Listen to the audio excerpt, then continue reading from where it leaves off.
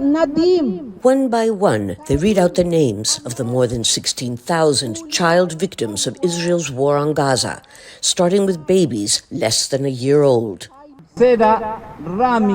Chile is home to the largest and most influential Palestinian community outside of the Middle East.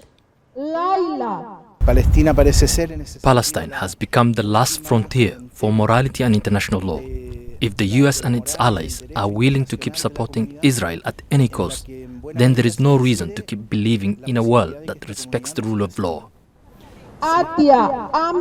This vigil is taking place in front of Chile's presidential palace, although its occupant needs no convincing.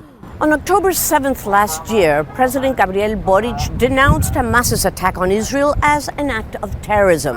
But ever since, he has been describing Israel's Prime Minister, Benjamin Netanyahu, as a, quote, criminal, an assassin, and a perpetrator of genocide. And here in Latin America, Chile's president is far from alone. Neighboring Bolivia was the first to officially break diplomatic ties with Israel when the bombings against Gaza began. Chile, Colombia, and Honduras have recalled their ambassadors. Peru, Venezuela, Mexico, Cuba, Uruguay, and Brazil, among others, are also outspoken critics, demanding an immediate ceasefire. Frankly, it's inexplicable that the UN Security Council does not have the moral and political authority to make Israel sit down at the table and talk instead of killing. But there are those who remain staunch supporters of Netanyahu, with Argentina's President Javier Milei taking the lead.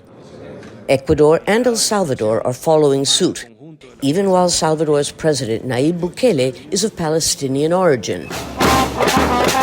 Still, most countries have remained engaged and outraged by the war on Gaza and say not enough is being done.